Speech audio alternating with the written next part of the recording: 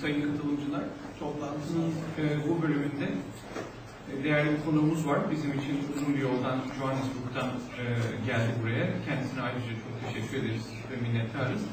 Aslında fazla söze gerek yok tanıtmak için. Kendisi şu an Avrupa Afrika HPV Cerrahi Derneği Başkanı ve Uluslararası HPV Derneği'nin seçilmiş başkanı. Geçmişte de Afrika HPV başkanlıkları var ve eğitim konusunda kendi departmanında klinik şef, akademik şef, bir pankreas araştırma enstitüsü var ve 2009 yılında da World Journal of Surgery'de Güney Afrika'daki HPV eğitim konusunda ayrıntılı bir incelemesi yayınlanmış durumda. Uzun süreli emek veren ve yol gösteren isimlerden bir tanesi. İzninizle şimdi onu takdim edeceğim. Thank you, Martin, for coming again. And I think we do not need any further comment on name of you because everybody knows you very well.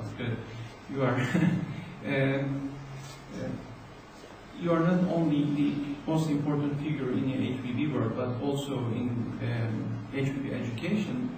We need to share your experience in the South Africa because our countries are quite resembled, and I think we have to take some clues in your country in HPV training. Maybe you have to take something from over here, from Turkey. Thank you for coming again. Bekliyoruz. Pardon. Buyurun. Thank you, Ahmet. So to say thank you to Yamin for the invitation and his warm hospitality since I arrived, but also to congratulate you on hosting this meeting, because I think while I appreciate the key messages that were given from Rowan's talk, I think what Rowan's talk reflected was that we're on a journey, and that journey requires all of us to be talking and communicating about what we do in the regions so that we can come together and develop a plan and a proposal together. So I'm very proud that the EHPBA has taken the lead in doing that, and we have a number of important projects.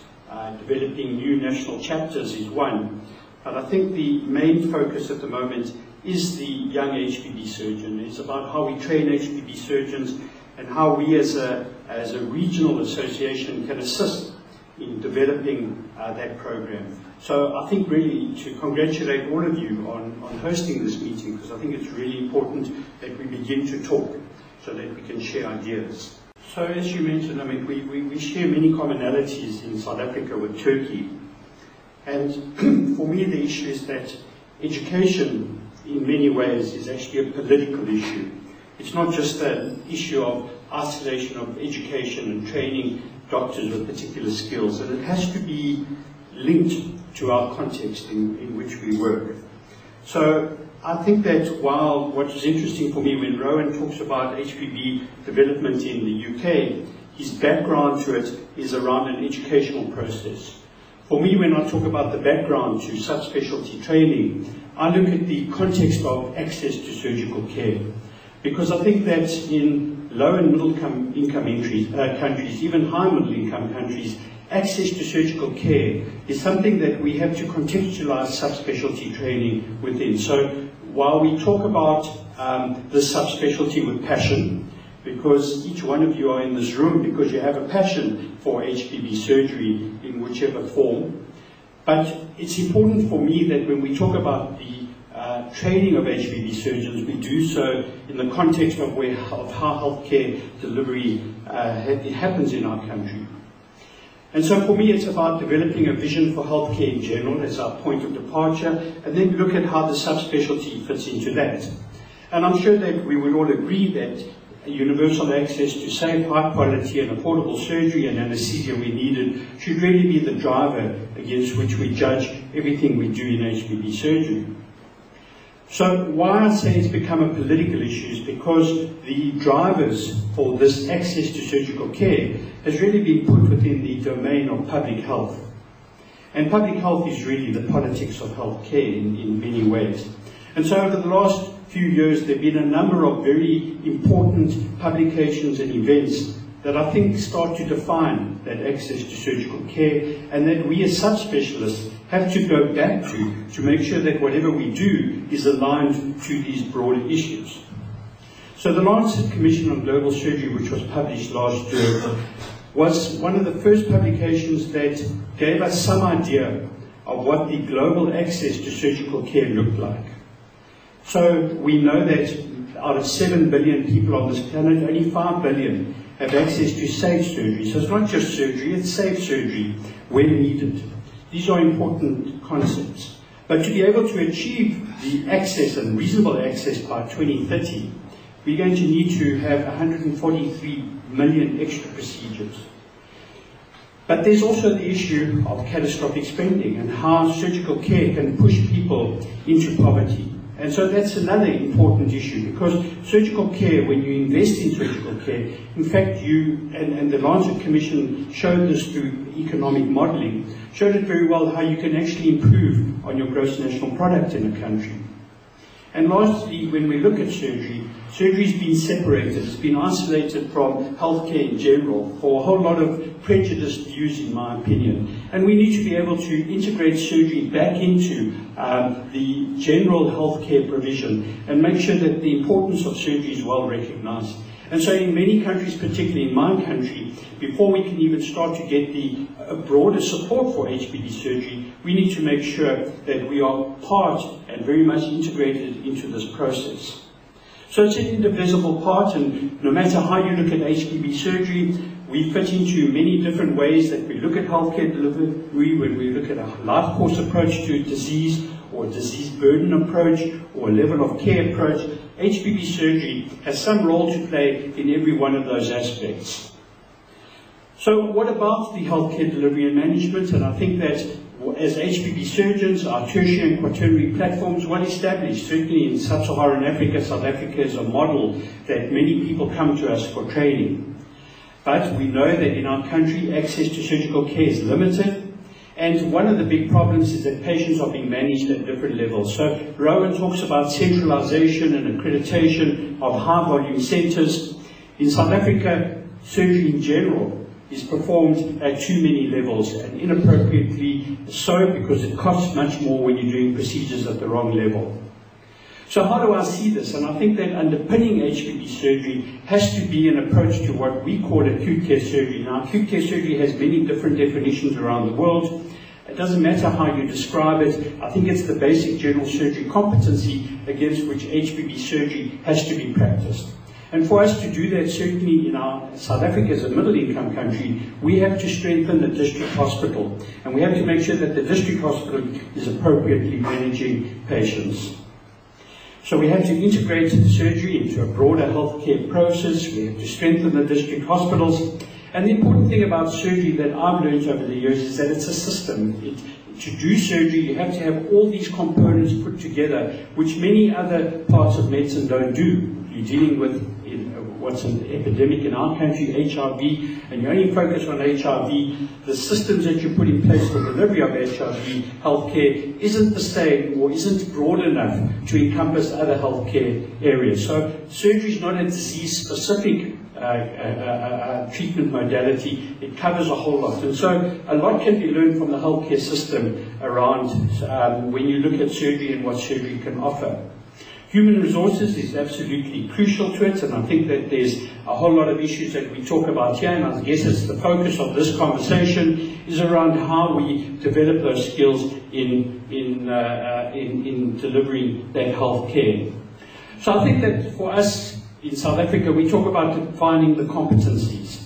And so while training, as the point of departure for training is to say, what competencies do you need to deliver surgical care?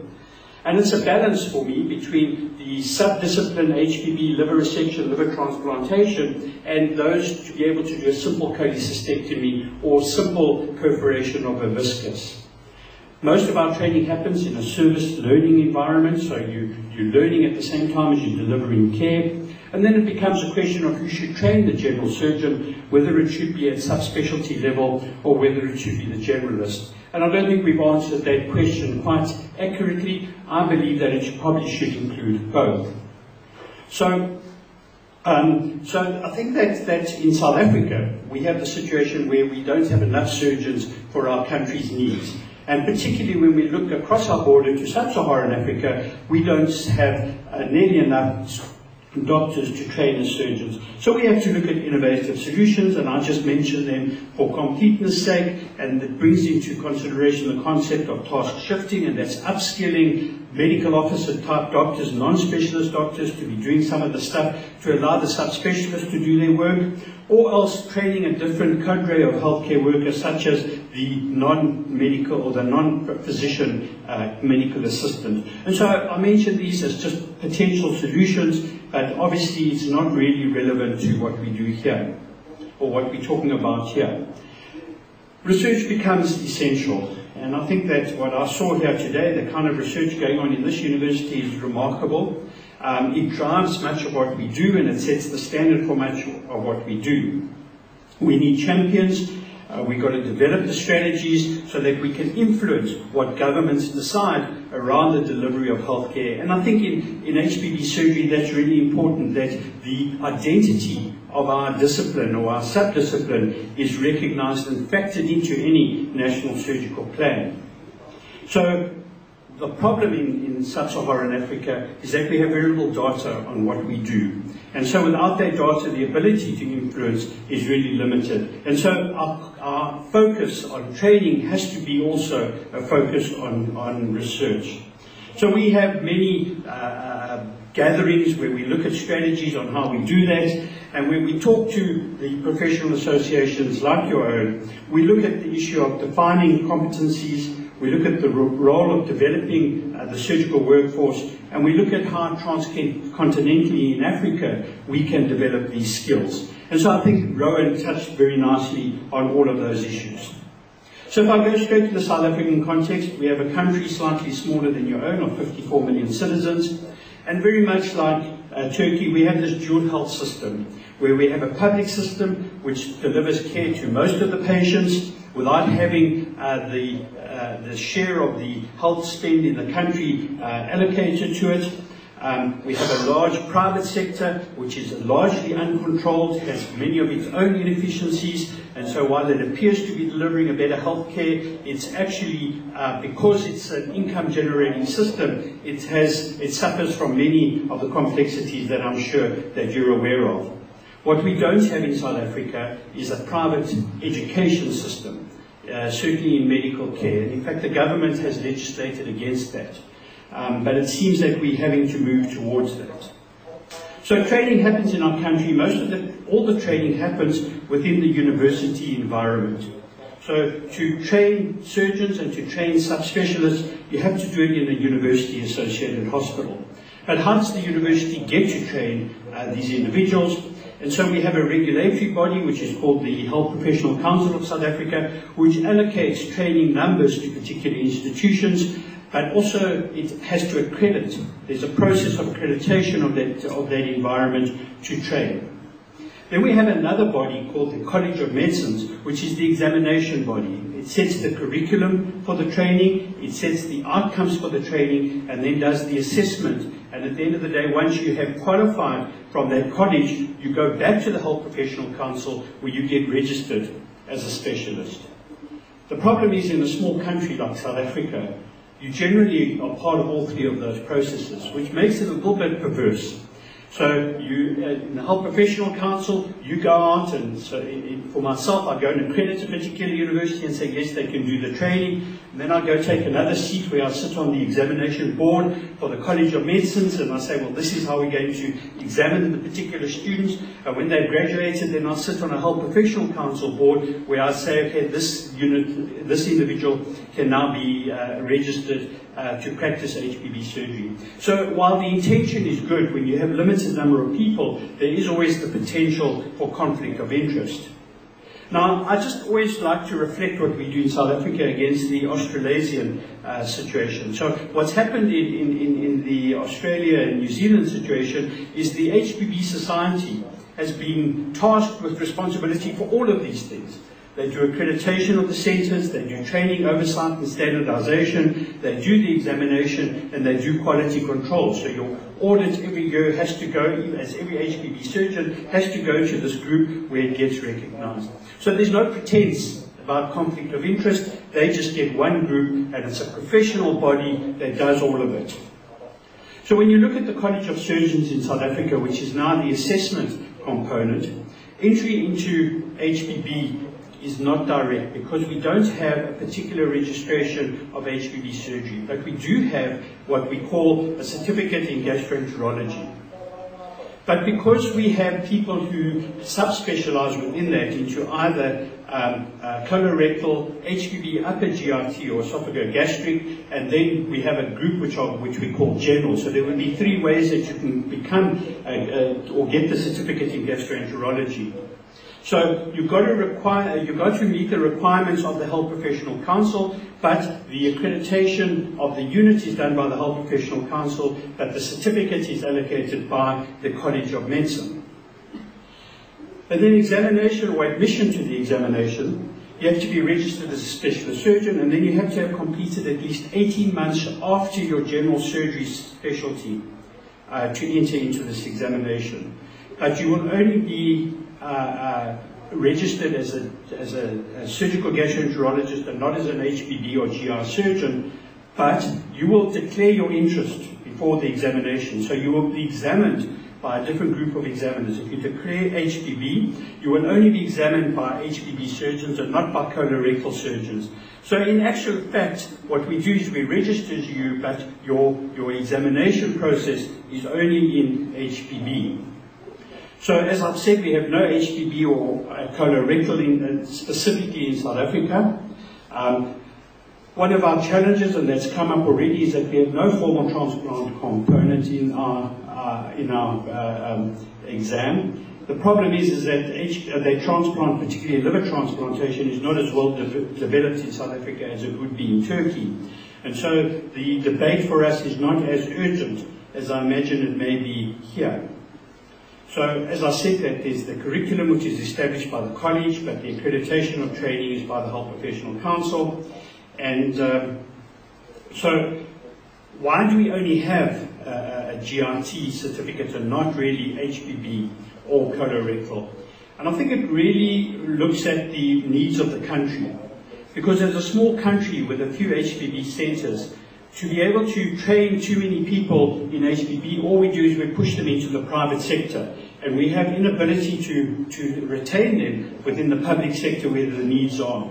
But if we train them with general GRT competencies, we're better able to retain them. We meet the needs of the country in terms of the burden of disease rather than in individual desires. But the problem is that our trainees are very resistant to this because they have, one of the issues or one of the things about HPB environment is the networking. And our local associations and our national meetings and our international meetings and our regional meetings is that you network with other people. You see what's happening in other countries. And our young trainees don't want to be associated with colorectal. They just want to be identified as HPB surgeons. And so they're resistant to this limitation in their requirements. So our exam looks like this. You have a written paper, which is a 3-hour paper where you answer 4 questions. It's a long essay type question. We think that there are problems with that, and we would like to move towards an MCQ, which we think is a better assessment. It has more validity and reliability in terms of being able to cover a much broader range of knowledge and application of knowledge. They then go to a clinical exam, which is 3 paper cases. Each candidate gets these 3 paper cases before they go into the examination room, and they get the full set of imaging. So it's set up, they can, with all the software, and they can run through the CTs, the MRIs, whatever is necessary and appropriate to that patient. So that when they come into the assessment, we talk about the management of the patient, we talk about their understanding of the imaging, so that we're no longer having to examine things that have been examined before. Taking a history and examining a patient, they've done that before. Asking for which investigation is necessary, they've done that before. Why do we need to assess them again? The candidate then goes to an oral exam which we try to standardize, and each candidate will be asked the same set of questions so that at least we're able to compare and make sure that our assessment is reliable and valid. Each component is equally weighted and must be passed by each candidate. So some of the problems is that what do we expect from these candidates at the end of 2 years? It's really difficult to expect someone who's gone from a general surgery training to a 2-year fellowship training to then go and do major liver resections independently. And so it's a difficult one, because we think that once you've got this, it's only really the beginning of your journey as an HPB surgeon rather than the end of the journey, and that you're now competent in all kinds of practices. So how do we actually manage that issue? And I don't think that we've got the answer to that. Also, the burden of disease that we have means that many of our patients present very late with their diseases, and so our ability to reach the same kind of numbers that Rowan was talking about in terms of the logbook is very difficult. But I think the logbook's a question on its own, because I don't think that we have any real evidence about the value of a logbook. The question about surgical competencies has to be individualized, and I think what we're starting to see is that in modularizing the training of surgeons, we recognize that different people pick up skills at a different rate. And so one surgeon may need 5 or 6 operations to learn a particular skill, and another surgeon can learn it in 2. So what is the value of the logbook? We think that the logbook really reflects on the accreditation of the center rather than on the individual trainee themselves. But I think that a lot of more discussion, a lot of more interrogation on the value of the logbook is necessary. Again, when you look at what the Australians do, they suggest that we should be flexible about the outcomes, because we've got to judge this against each individual centre and what's available to the trainee, rather than exclude a trainee from a particular program because they haven't received, the logbooks haven't been adequately completed. There's no research component right now in our certificate or our fellowship. In general surgery, you have to achieve an MMed now to be registered as a general surgeon, and what we're considering is including a Master of Philosophy as the research component of our subspecialty. So the current position allows for some flexibility and addresses the national need. We must constantly review what we're doing. We must learn from international experience, and we must be prepared to change if need determines it. But what I want to talk about now is how we go outside of South Africa and our role as a middle-income country assisting low-income countries. And that's really to look at what we call unpaid registrars that come to South Africa, that can come either as registrars or fellowships, that can come and do observerships, or we teach them specific skills. Or we can go out to these countries and do outreach where we do service and training at the same time. And this would be an example of how we went to Kenya to assist them, where we gave lectures, we did certain cases, we engaged with them over a couple of days around improving what they do. The funding came from the EHPBA, it came from local national chapters and was locally funded. We did a whole range of cases, but I think the important thing is the selection of cases to be able to teach them specific skills when we went there. And it also requires repeat visits, because if you don't go back and build on what you did before, I think it limits the kind of training that you can do. Now, we're talking about sub-Saharan Africa, but it may be within your own country that one has to start to do on these things. There's also observerships where people come and learn particular skills like ERCPs. And again, it's a funding issue and how we fund these particular people. So I'm going to just go to this here and say that there is a role for HPB societies in this process. Both the EHPBA and the IHPBA are committed to the development of HPB skills in low and in middle income countries.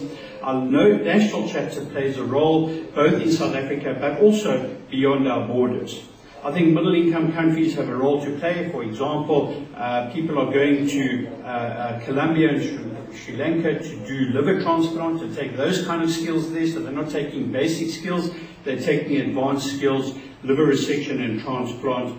And in HPB societies and low-income countries, there are a whole range of things that we can do, from supporting local chapters to developing skills at a lower level than transplantation or major liver resection. But I do think that we should recognize that we have this responsibility that goes beyond what we do in the central part of our country or the better resourced areas of our country.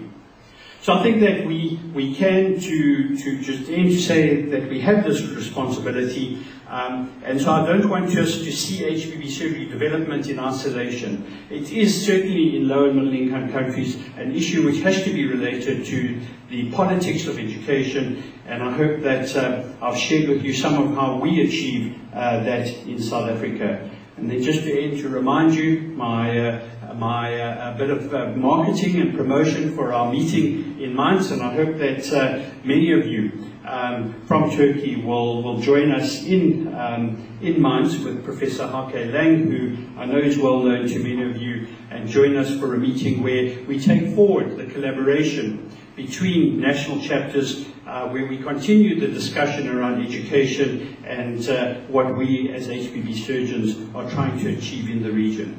Thank you. Biz de Sayın Martin Smith'e çok teşekkür ederiz bu güzel ve ayrıntılı sunumu için. Şimdi katkı, soru ve görüşleriniz için biraz zamanımız var. Buyurun lütfen, var mı sorusu olan? Evet, Yaman. Çok teşekkür ederiz. Burada dikkatimi çeken bir şey, merkez standartlarını tabii tartışmıyoruz, o bir şart.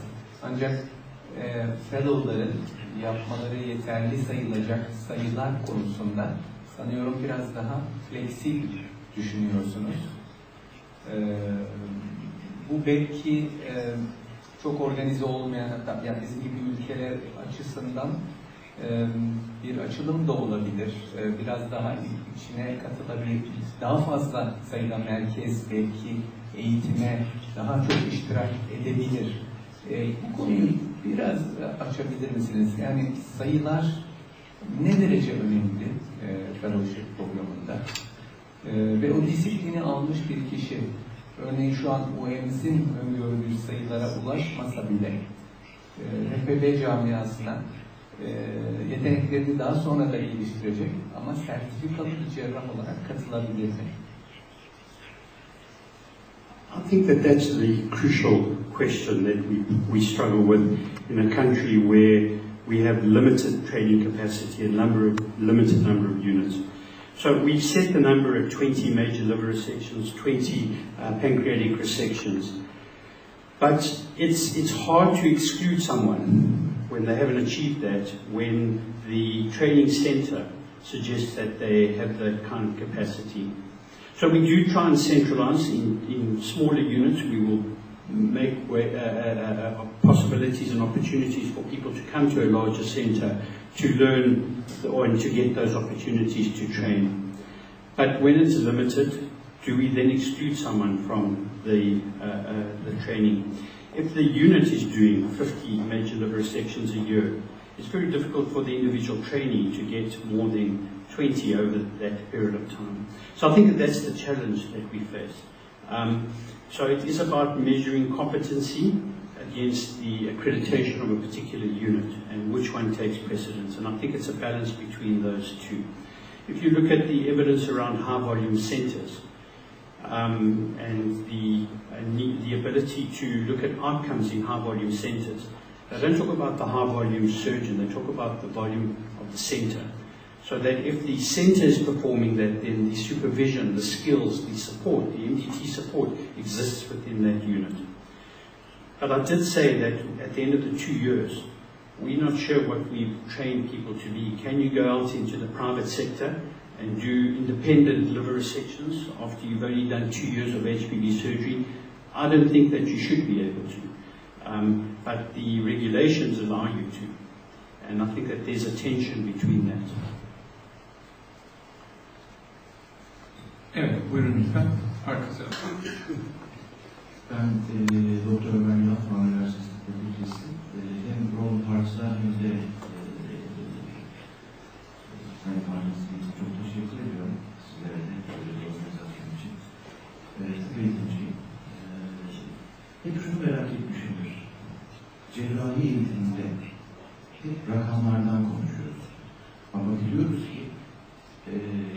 bazı asistanlar bu eğitimlerinde o rakamlara ulaşmadan sanki consultancy'de o vakayı yapar hale gelmektedir. Bazısı ise 50 tane de yapsa o vakayı hala bir sefer yapıyormuş gibi yapıyor. Bu tamamen cerrahın psikomotor abilities ile ilgili bir konu.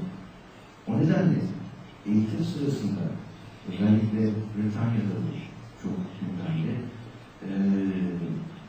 şu kadar sayıda endoskopi yapmak veya bu kadar sayıda hepatik reseksiyon yapmak gibi koşullar oluşturmak gibi tıpkı yapılandırılmış sınav gibi ameliyatın belirli stepleri ve bu steplerdeki training'in yaklaşımları göz önünde bulundurularak yeterliliklerin belirlenmesi konusunda bir yaklaşımları var mı Sayın Konuşmacı? Özellikle bu tip sadece tabii ki burada bir cerrahi değil, diğer cerrahi başları çıkıp önemli diye düşünüyorum. Çünkü az önce sizin söylediğiniz gibi yılda 50 vaka yapan veya 60 vaka yapan en okulda zannediyorum 60 derece şeysi, vaka sayısı transplantı. Dolayısıyla burada sizin ben çünkü şeyde çalışıyorum, doğru ve sonraya gelen doğru hatırlar ve Paris'te çok yetenekli şeyler var, residentler var. Orada tabii kendisi aylarca, yıllarca tek yılda transplant edilmesinde özellikle çalışıyorlar. Sonra birden geçiyorlar. İlk yaptıkları vakaları gördüm. Sanki onlarca nakil yapmış gibi nakil yapanlar var. Bu kadar becerikli şeyler var. Biraz da kararlar vardı. Dolayısıyla ben cerrahide bunu dünyada pek görmedim. Ama bu konuda Amerikan Journal sözünde yayınlanmış makaleler var. Psikomotor ability'yi öncelikle training baslarda ölçen, sonra da vaka sırasında vakayı komponentlere ayırıp işte insizyonu nasıl yaptı, işte onun içerisinde belirli değerlendirme kriterleri var. Reseksiyon aşamasına nasıl geçti, reconstruction aşamasında ne yaptı tarzında step by step değerlendirip bir veya iki vakada bile yeterli bu işi yapabilir denecek hale getirilebilir diye düşünüyorum Cenab-ı Hak. Bu konudaki görüşlerini konuşmak istiyorum. So thank you for raising that point. I think that what I try to bring across is the need to unpack the competencies required to perform a particular surgical intervention. And so by unpacking the competencies, we can modularize the training of surgeons. I think that the Canadians, particularly in orthopedic surgery, have probably done that better than any of us. And so you can become an orthopedic surgeon in some centres in Canada, not in 4 or 5 years, but by completing each module. And so to do that, you need to have an assessment at each of that module to be able to say you actually have mastered those competencies. It's a very labour-intensive process to be able to observe every trainee to that level, to be able to then be sure that your assessment of competencies is valid and reliable, I think is a real challenge.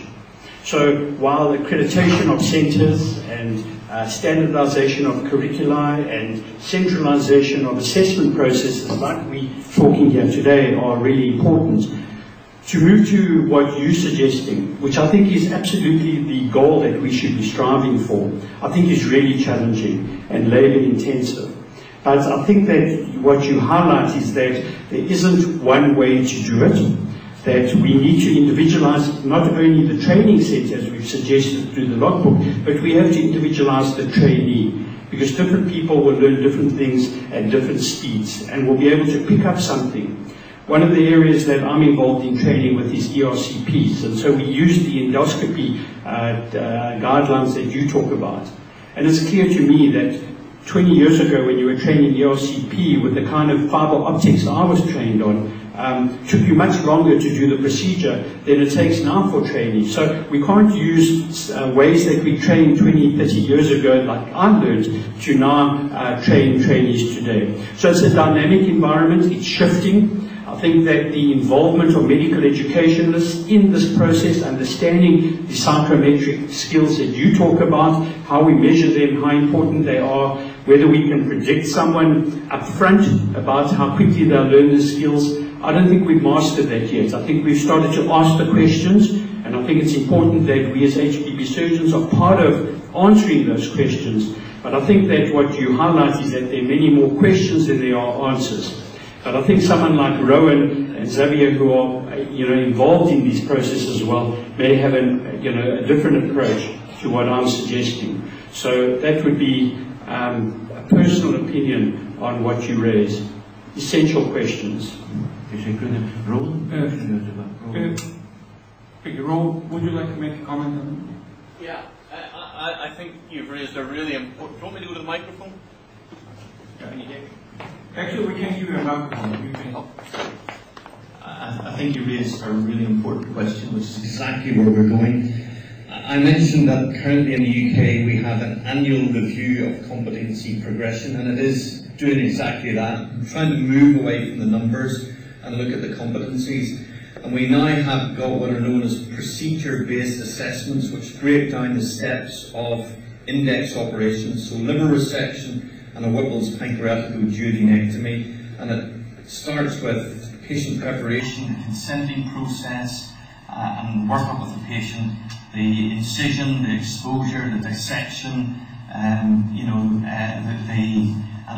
refashioning and anastomoses, closure, etc.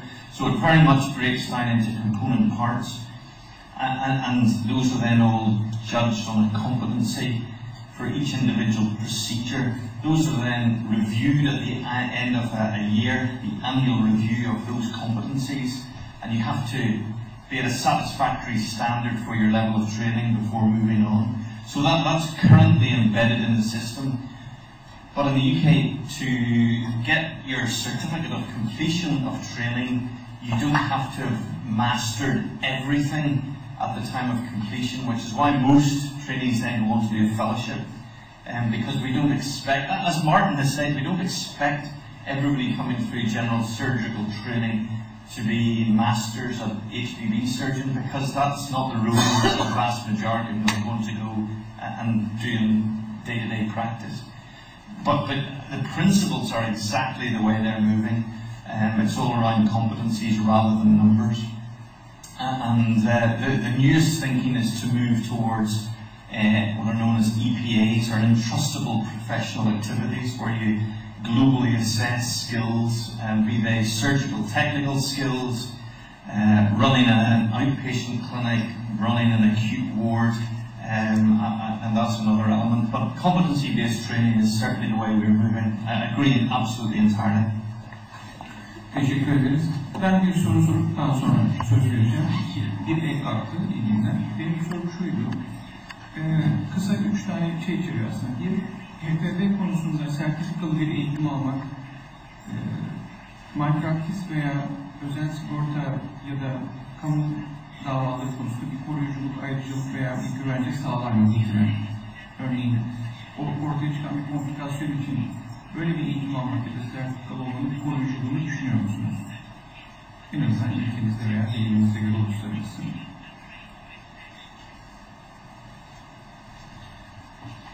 I think that the value is irreversible. If you don't have that training and you perform a procedure where it's available by a subspecialist, then you are exposing or making yourself vulnerable. But as a subspecialist, if you have a bile duct injury, to use that, for example, doesn't protect you against the bile duct injury. But if you repair a bile duct injury and next door to you there's an HPB unit and there's a problem, you'll get into trouble. So the regulations in South Africa allow you as a general surgeon to do absolutely anything. You can do a liver transplant if you wanted to. But the problem is if there's a liver transplant surgeon next door and you do it and you have a problem, you're going to have difficulty justifying it. Evet, teşekkür ederim. Diğer iki küçük soru şu. Bu yetkinlik ya da sertifikasyon kişiye mi yoksa enstitüye mi verilmeli? Güney Afrika veya Türkiye gibi kamu sektörüyle özel sektörün yan yana gittiği ve birbirleri arasında geçişin çok olduğu yerlerde sizin yetkin ve eğitim verebilir diye tanımladığınız bir kuruluş 2 sene sonra nitelik değiştirebilir. Veya hiç olmayan bir kuruluşta hazır bir elemanı içine alarak birdenbire eğitim veren kuruluş haline gelir. Bunun belli aralıklarla resertifikasyonu veya gözlemi ne sıklıkta gerekli ya da bunun bir kuralı olmak kişiye bağlıysa, kişi yer değiştirdikçe burada mı gitmeli beraber? Sizin programınızda böyle örneğin transplantasyon için Sri Lanka'dan bahsettiniz. Böyle bizim bölgemiz için konuşursak Bulgaristan, Makedonya, Yunanistan, Türkiye gibi yerlerinde acaba böyle işbirliği yapıp da İBB'nin bunlara bir önderlik mi etmesi gerekir? Bu daha mı mantıklı bir çözümdür? Ne dersiniz?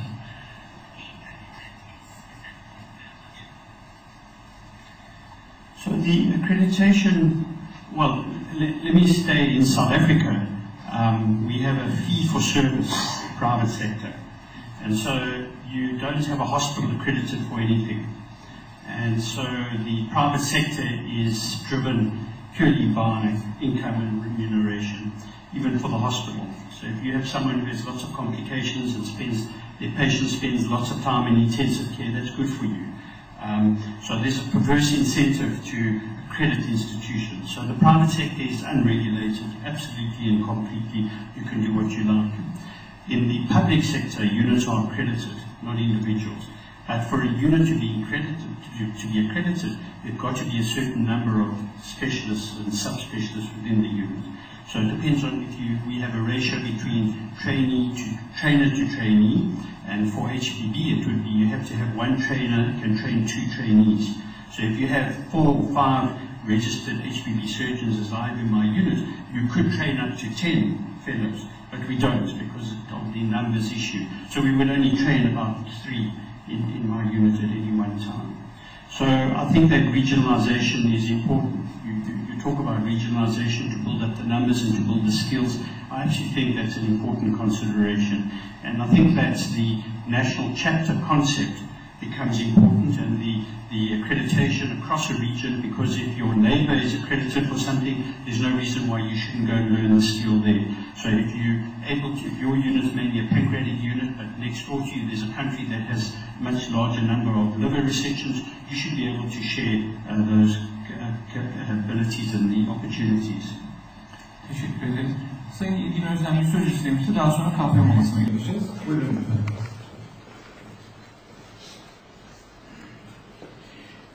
Eğitim konuşulduğu zaman hemen iş kısa bir zamanda cerrahi söz konusu olduğunda ameliyat sayılarına geliyor. Bu da doğal sonuçta bir şey. Bağımsız ameliyat yapacak günün birinde kabul var.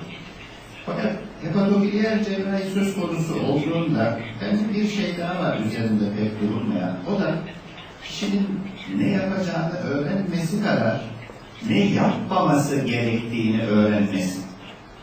Yani bu çok önemli bir sorun. Bazen en büyük fayda dokunmamak çünkü.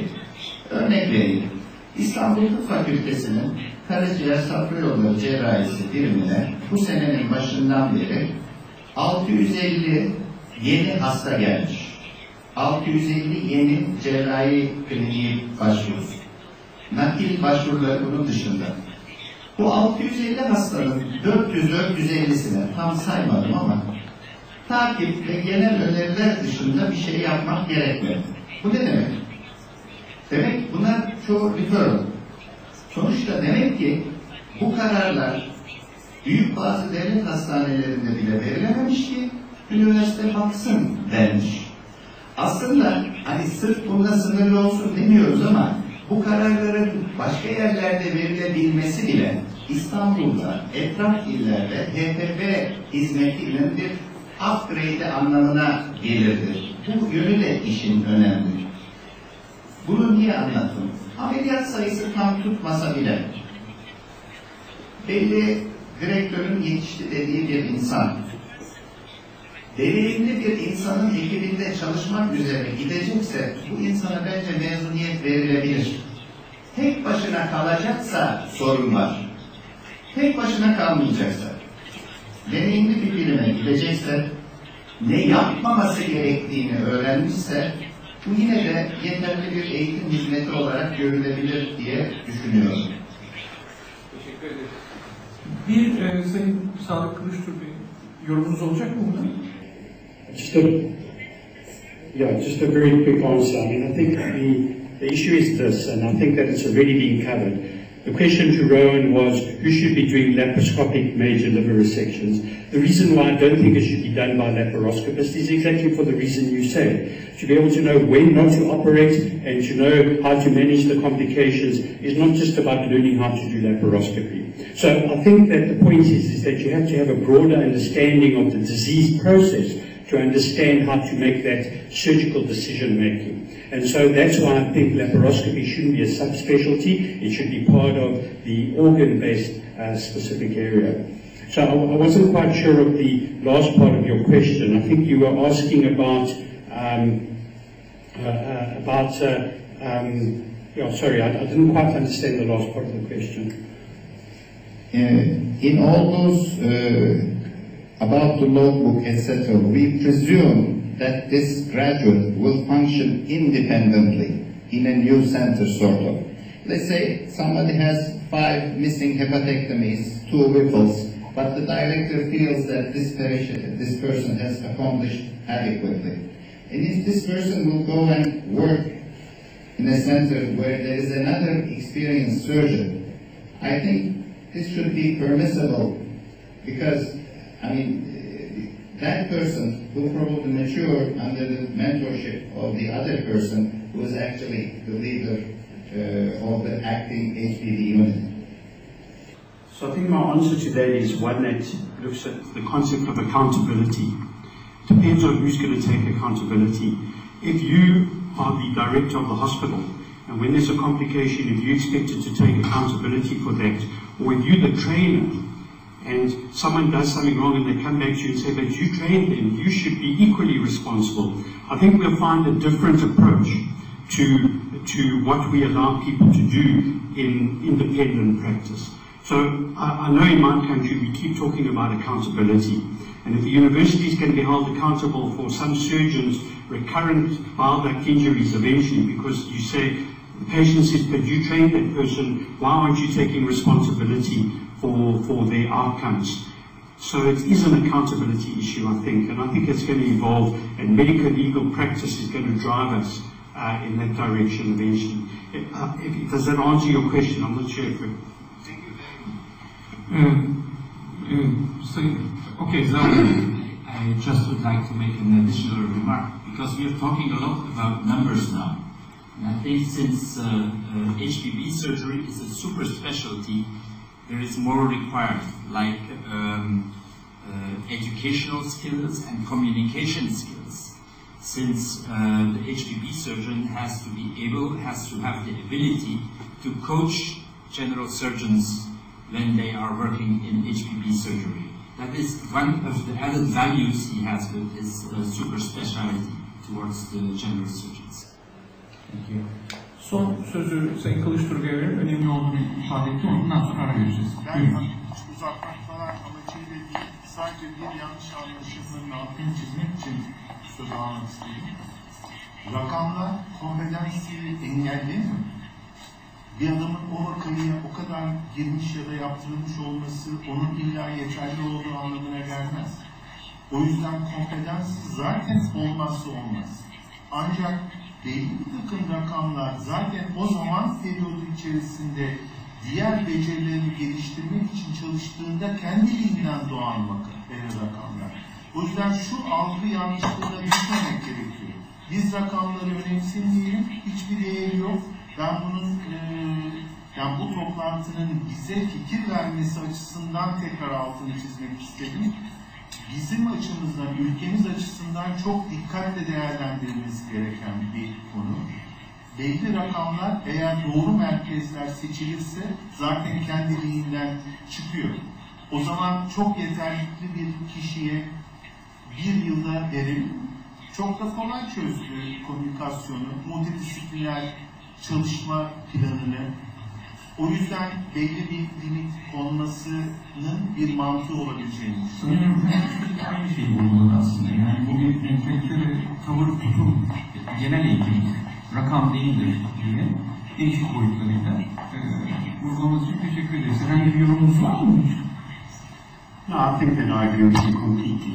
We shouldn't use one index of outcome to determine competency in training. It has to be, as Xavier just spoke about, communication skills, understanding the underlying science, the basis for our decisions. It's all those things need to come together. And if we focus only on the ability to perform an operation, then we should have laparoscopic surgeons doing whatever they feel like doing. So I absolutely agree. I think that it's got to be a range of competencies, but I think we shouldn't ignore numbers. Whether numbers should apply to the institution or whether they should apply to the individual, I think is a debate that I'm not comfortable we have answered, but I agree with you, it shouldn't be in isolation. Teşekkür ederiz. Yeterince tartışıp aslında konuşmayı da özetlediğimizi düşünüyorum. O yüzden tekrar zamanınızı almayacağım. Şimdi yarım saat kahve molası öngörülmüştü. 15 dakika geciktik. Sanıyorum hoş görülebilir geçirmek. Buyurun.